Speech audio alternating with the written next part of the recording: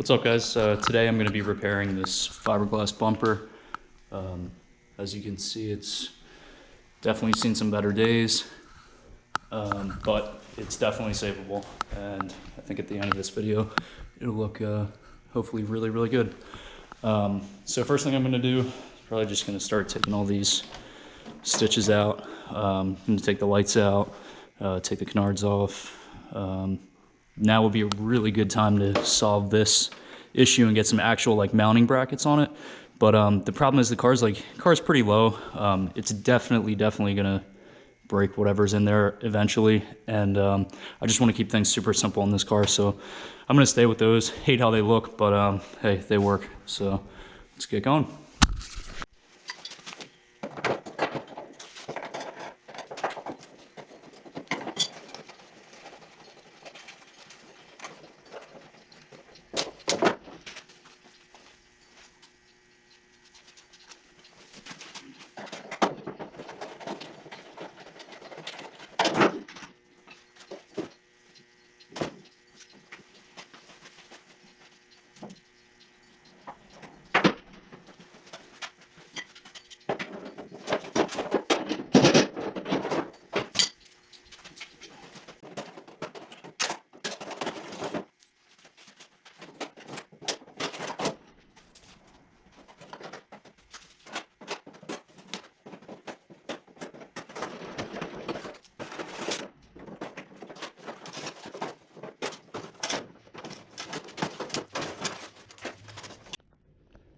All right, so now all that's off, down to basically the bare bumper.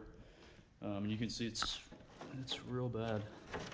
It's pretty much split. The bottom section is completely split.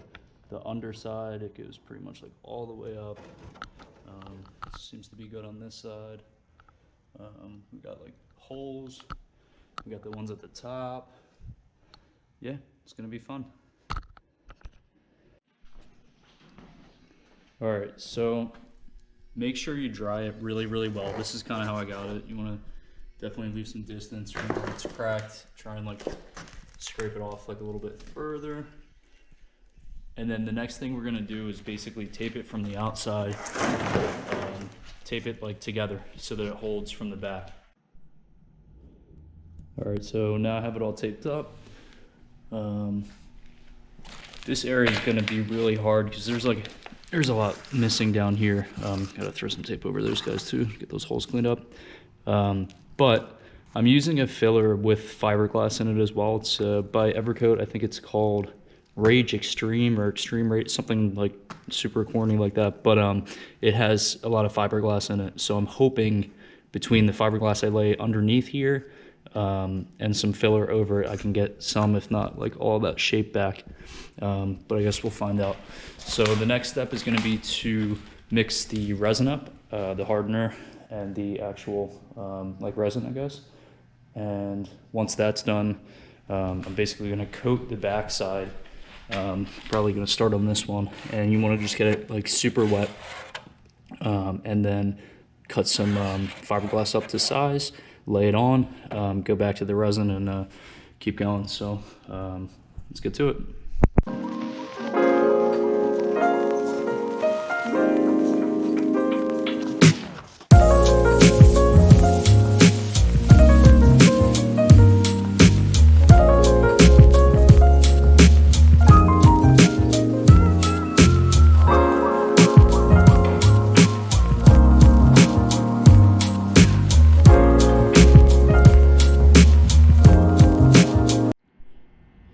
All right, so now everything's pretty much laid in there, just about dry.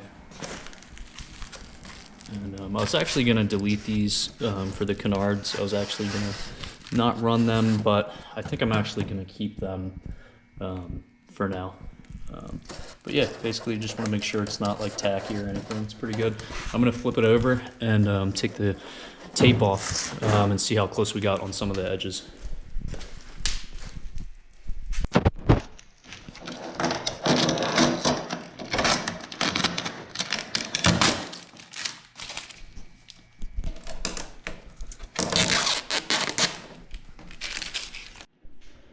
Okay, so here's where I'm at now. I'm basically just scuffing everywhere with 400. I think I'm actually gonna stop at 400, fill everything, and then come back in, because I'm gonna have to go pretty rough on the spots where the filler is.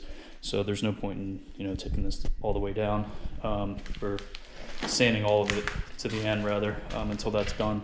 So next I'm gonna mix the filler, fill some spots up, and then after it dries and hardens, we'll get back to sanding. All right, so this is where I ended up with it. I was really generous with the filler. I'm sure people will like flame me in the comments for that. Definitely not a body guy, not anything like that. I just didn't want to chuck this bumper. This is like a D-Max kit. It's not the most expensive thing in the world, but they're definitely not cheap. And to be honest, my plans were, I already bought a new front bumper for it anyway, but I want to keep this as like a drift spare, just to have. It was really like pointless to throw away. It's really not all that much work. So the front, like this bottom lip, I was able to get a lot of that shape back. I don't know, I'm not sure if it's going to be noticeable. It looks super noticeable right now, but that's because there's a bunch of different color going on. I think once it's sprayed like primer, I might get a better idea. There's definitely a few spots I'll have to hit again, like back here there's kind of like a chunk missing. I had to build that from the back with the fiberglass, so I think I can just fill that little spot, and a couple little pinholes here and there. You really don't want anything like that. That's all going to show up obviously with paint, but most of the big guys are smooth now. The process from here out is just going to be fill any little spots that I see on the bumper, kind of just get everything back to super smooth, and then you're going to hit it with 400, 600, 800, and 1,000. You can go to like 1,200 or 1,500 or even beyond if you want, but pretty much after like 800, 1,000, it's, in my opinion, kind of pointless, especially for what this is supposed to be. But I'm pretty happy with this. So now I'm gonna put a little bit more filler on it, just in a couple spots, and then we're gonna hit it with primer, and that's probably gonna be it. To be honest, I might just chuck this in the basement just to have as like a backup, but let's get to it. All right, so here's where I'm at with this thing now.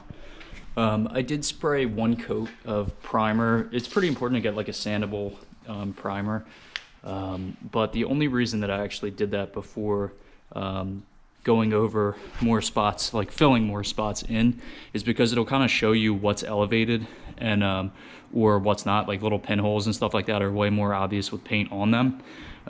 So I did that, filled in the spots that I could find, and then I went back and sanded it with 400, 600, 800. You could do 1,000, you could do 1,200, you could go to 15. I'm not doing that. Again, this is not like going to be a perfect bumper by any means. This is kind of just like, you know, a drift spare, just something that I didn't want to throw out. There's a couple spots, there's actually a lot of spots on this, I'm not going to lie, that are like not great. My biggest hurdle with this was underneath. There's kind of like a slope here where it broke, and when I re-fiberglassed it, it kind of sagged a little bit, and there's really like no way to get that right other than like, you know, maybe if I built like some kind of brace or something for it, or, you know, I'm not sure. Again, I'm not like a body guy. This is not like a, you know, this is just a rough guide how to do something like this yourself. But this is a super aggressive bumper. The car is pretty low. I'm not worried about it. You're not really going to see that angle. You're more so going to be looking at it kind of like this. And from this angle, I think with paint, once it's on and together, 10, 15 feet away, car is sliding, no one's ever going to notice. So for now, I'm going to finish drying it off. You want it like super dry. And then I'm going to hit it with another couple coats of primer. I'm going to spray the base coat. I'm going to wait for that to dry. I'm going to wet sand the base coat. And then I'm going to use like 2K clear. So here we go.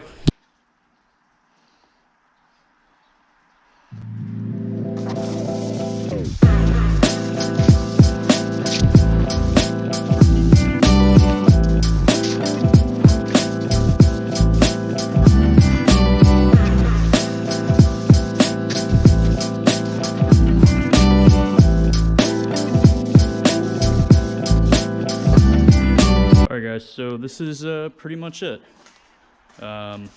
Again, it's not great looking. There's definitely some wavy spots, but for what I'm trying to do, this is completely fine. This is a great spare bumper that I can go run if I'm going into the city or if I go to an event and I'm worried it's gonna, break or scrape or get messed up. The reason I did this is because I 100% have a brand new bumper ready to go, rear bumper ready to go. The whole car is going into paint.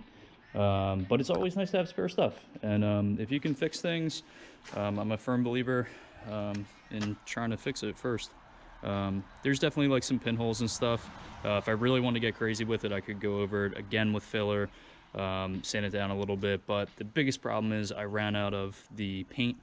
So I kind of just called it quits for the day. But yeah, that's as far as I'm going to get with this thing for now. Obviously, I'm trying to prep this 2J for a different car, so I kind of got a lot going on. I definitely rushed through it a little bit, but completely possible. Fiberglass is super easy. Resin is your friend. Just make sure you keep enough fiberglass layers in there to give it the rigidity that it needs, and that's pretty much it, guys. So